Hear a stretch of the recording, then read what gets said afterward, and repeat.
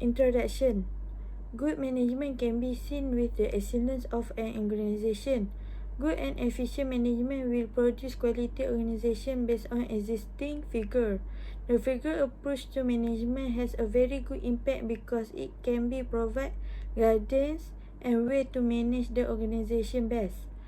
The approach of the figure also can be different view from various figures including Harry Fayer, Max Weber and Abraham Maslow.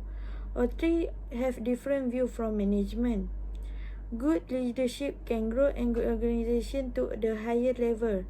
This is because leadership is the main pillar in the organization in performing and good organization. It is said so strongly the leader will plan something to the organization and the main person who will make the decision that take place in the organization. And next, we will discuss about the brief explanation on the approach between Henry Fayer and Max Weber. Okay, the general administrative approach to management of Henry Fayer and Max Weber figures is a classical approach. So what is classical approach? Classical approach is the focus of employees and organizations based on the management practice based on the result or of careful observation. So this classical approach is prioritize finding economic efficiency with universal operating principle. In the sense of management, the classical approach is attempt to develop and operate a universal principle or model that will be applied in every situation. So basically, this approach find the best way for them to believe they can reveal using rational method. The classical approach can be classified into two management, namely scientific management theory and classical organization theory. So Henry Fayol and Max Weber is under classical organizational theory. Hello everyone, my name is Linisha and my matric number is 820A1425 and I'm here to talk about viewpoint about the approach in today's concept. Henry Fayol creates several principles to develop a theory of administrative in order to increase efficiency and to make economy stronger. Here we go for the principles of management made by Henry Fayol that can be used to today's management. Division of work, authority and responsibility, discipline, unity of command, unity of direction, subordination of individual interest, remuneration, centralization, scalar chain, order, equity, stability, initiatives, esprit de corps. Besides, Henry Fayol identified the 5 functions of management. These are planning, organizing, staffing, or controlling and directing. Each of these functions describe what manager should do on day-to-day basis and fully describe what manager does and how each activity builds off the others. On top of that, here we go 6 characteristics of bureaucracies identified by Max Weber. Task specialization, hierarchical management structure, formal selection rules, efficient and uniform requirements, impersonal environment, and lastly, achievement-based advancement. Next, Abraham Maslow's management theory. This is illustrated by a pyramid divided horizontally into 5 sections, each one presenting basic human needs that motivate our actions nowadays. Firstly, psychological needs includes requirements from aspects of food, drinks, clothes, and shelter. Secondly, safety needs. Safety at work including assurance for physical safety at work, employee health, psychological stability and security. Thirdly, social needs. This stage an individual feels as part of the organization, encouraged, feeling loved and having friends and feel needed by the organization. Fourthly, self-esteem. In this stage, self-esteem plays an important role to encourage an individual to work with hard work. Fifthly, self-achievement needs this stage allow to the individual to highlight potential and self-talent to accomplish a task given. In conclusion, nowadays, with theoretical guidance, Henry Fayol, Max Weber, and Abraham Maslow makes managers able to shape the organization to be better and organized. That's all from me. Thank you. Is Nurzanatul Husna binti Syari. My metric number is A20B2253. Today, I will present example relate of approach. Okay, I will start with Abraham Maslow's of theory. For level is concerned, his or her needs will always be limited to lower level of need pyramid, that is food, shelter, and clothing. But as far as a billionaire businessman is concerned, his or her top priority will be top level of pyramid, that is self-esteem or sense of achieving all things, and he or she will never think about food, shelter, clothing, as these needs have been fulfilled long back. Okay, such as example. Suppose a small kid is hungry and he or she has given two options. One is food and one is toys. Then the kids will select toys, rather he or she will eat food first and then demand the toys.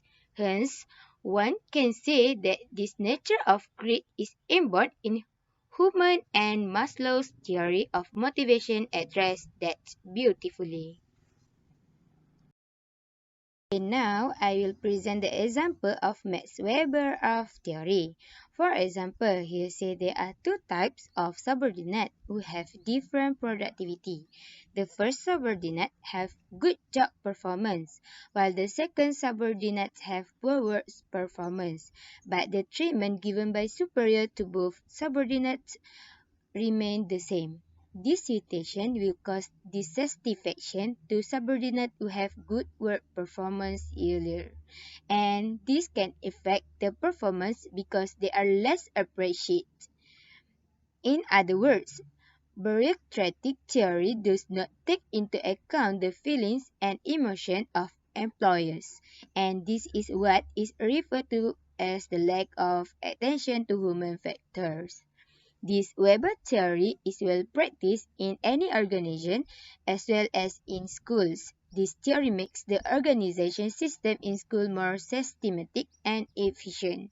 The hierarchical system implements help the administrator to divide the tasks of his subordinates, such as a senior assistant teacher, teacher, clerk, and so on according to their respective tasks, and there is no interaction duplication task. Now I will present example of Harry Fayol of theory. Fayol argued that tasks should be apportioned among employers based on employers' ability. For example, the management of Volkswagen Company, based in Germany, applies division of labor to manufacture quality products. For example, this principle helped Volkswagen Company to ensure that all activities are executed effectively without having any activity not execute. That's all for me. Advantage and disadvantage of a push. Okay, let's continue. The advantage and disadvantage of Maslow's theory of motivation. Okay. Firstly, the advantage is simple to understand. Is it very simple to understand, and even layman can understand and relate to this theory because we all go through one or other stage of need pyramid during our lifetime. Okay, secondly, it takes into account human nature. It gives consideration to basic human nature that is it demanding more as lower level needs are satisfied. Okay, thirdly, the relevant in all field. Is it relevant? Is almost all field of life because whether you are home or at office, you start with basic needs only. So at home you first. Okay. The advantage of Maslow theory of motivation. Okay. Firstly, not all individual think in the same way. That's not all individuals think in the same way. Hence, for some individuals, social affection and respect is more important than safety needs. Okay, secondly, culture different. They are born to be culture different when this theory is applied to different nations, as each nation of country has different culture. Okay, thirdly, the difficult to measure. Okay, is it very difficult to measure is certification which one get after certification certifying its level of needs, as it is it subjective in nature because it's deal with human mind which cannot be predicted by any machine and or method.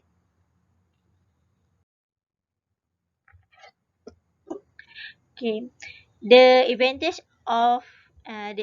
and disadvantage of Henry Fire theory. Okay, firstly, the advantage is division of words amongst the workers' words should be divided so that the worker specialized in the particular job and also increase the efficiency. Secondly, certain level of discipline should be amongst the worker for the smooth running of the organization. Okay. Thirdly, the centralization of words should be done. Some of the words to be centralized and also some words should be decentralized, several internet and external factor. There should be a balance of authority and responsibility among the manager and worker. Okay.